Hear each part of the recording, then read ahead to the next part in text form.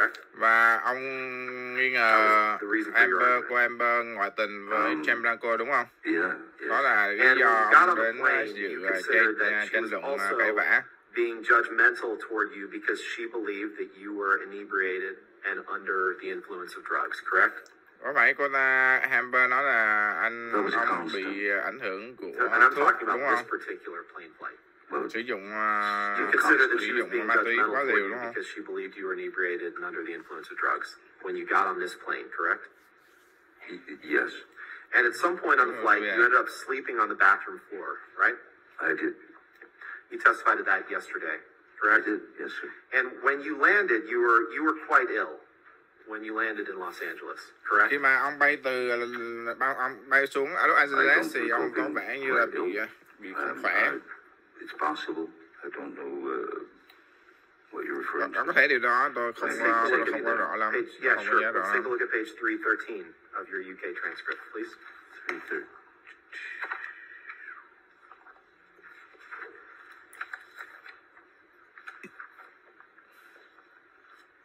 Đây là Johnny Depp và cô Amber. Hai người từng là một cặp đôi đẹp, xinh đẹp và đình đám ở Hollywood và trên thế giới. Các bạn đang xem phiên tòa xử vụ kiện phỉ báng của Johnny Depp với cô vợ cũ là Amber Heard. Đây là luật sư của cô Amber đang tham khảo ý kiến với cô Amber Heard.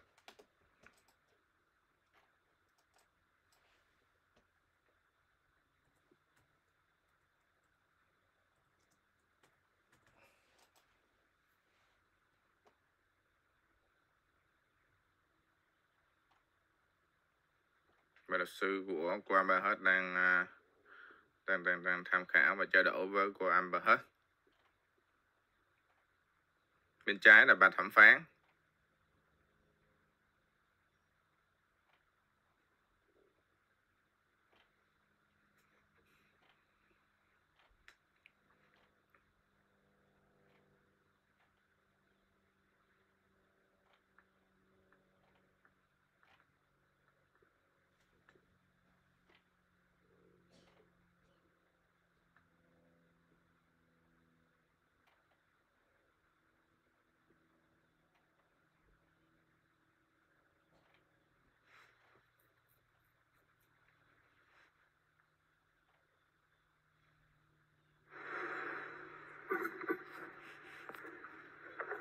Mr. Depp, do you have page 313 in front of you? I do, sir. Okay. Can you just read, you can read to yourself, the page 313. Ông có thể đọc cái trang 313 ở dòng số 14. And then read that. Những cái dòng chữ mà ông có thể đọc rõ ràng.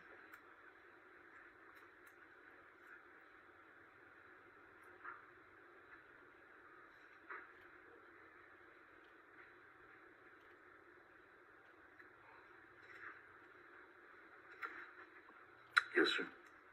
Yeah, vâng, thưa ông. Does that refresh your recollection that you were quite ill when you landed in Los Angeles? Đâu phải nói gì, ông đã ghi đó là ông khá là bị bệnh khi mà ông vừa đáp xuống sân bay Los Angeles. Nhưng mà nó không có đề cập đến vấn đề tôi bị ốm trên máy bay. Let's turn to exhibit 236, please. Luật sư người ta sẽ hỏi lại cái vấn đề và những việc khai trong những cái giấy tờ phải nhớ là như là gọi khai giấy chứng mực đen, mở ra đọc.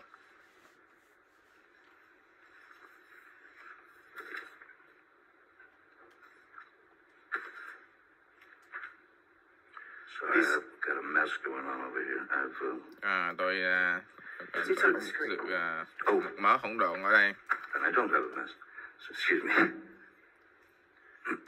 Sorry, These are text messages that you sent to Amber on May 25th, 2014, the day after that plane flight, correct? Yes, okay. Vào ngày 25 tháng 5 năm 2014 thì ông có nói là ông là ông bị bệnh khi mà ông ở trên chuyến bay đúng không? Bây giờ đúng rồi.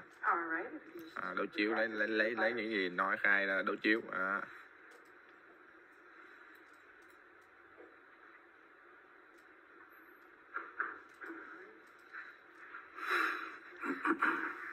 Alright, 236 is evidence with the redactions.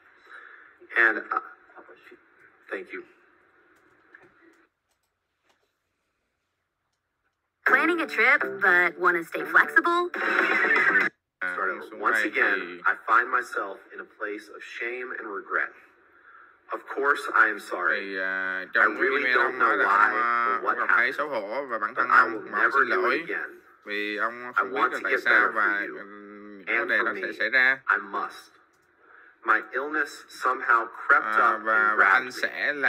anh sẽ thay đổi và do it again. anh sẽ sửa đổi I những can't live like that again. cái thói xấu And của I anh. know you can't either. Anh không thể sống mà I thiếu em must được. get Đây là better. email của And I will. anh For us both. Johnny Starting Depp today. gửi cho cô vợ I cũ love you. Amber. Again, I'm so sorry. So Anh yêu sorry. em, lần nữa I anh love nói you là and anh yêu feel em so và bad anh xin for lỗi letting you vì down. vì đã Did I làm read that em right? bị tổn thương.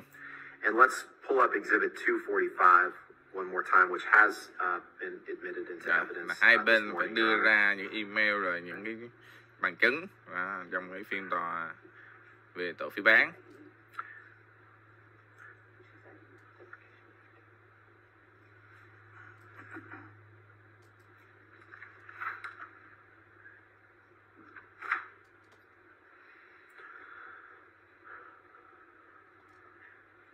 Mr. Depp, I know that we've seen this before this morning, but your email that I just read to you to Miss Heard, or your text, was from May 25th, 2014. 5 days later, you text your good friend Paul Bettany, and you tell him that you had drank all night before you picked up Amber to fly to LA. Anh có phải anh trong cái test mà anh nhắn cho người bạn cũ của anh là Peter, anh nói là anh trước khi anh đưa Amber đến sân bay ở Los thì anh sử dụng cocaine quá liều, pills, 2 bottles of champers on uống plane, quá nhiều thuốc, and then you write, Red what do Bull. you get? An angry, aggro engine in a fucking blackout, screaming obscenities and insulting any fuck who got near. I'm done.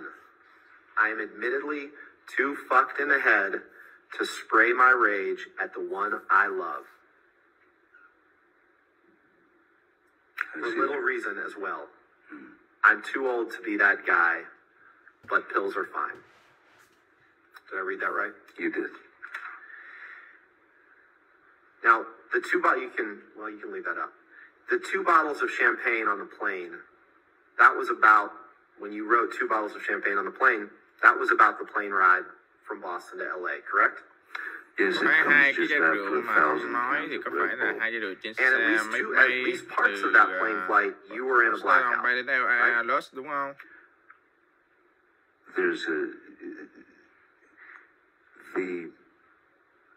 There's no reason you tell Paul Bettany that you were in a blackout if it wasn't true, correct? There are again, when I write something, when I write a text, especially if I'm in a particularly impassioned place, it's a canvas, it's a painting. And You I choose your appreciate colors. that. That wasn't my question, sir. My question was very simple. Okay. Would you agree that at least on parts of that plane flight, you were in a blackout? No, I wouldn't agree that I was in a blackout. Okay, I would let's say look there's at a page difference between 333 a blackout and when you're on opiates. Let's look at page 333 of your transcript. 333. This is day 2. This is from the UK trial. Yes, we seem to be there a lot.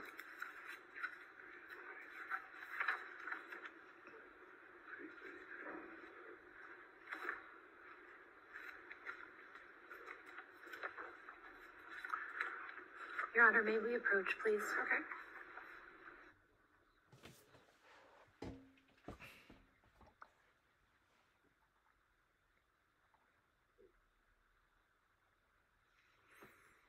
Ok, mọi người cũng xem qua một khúc của phiên tòa xét xử. Hai bên đang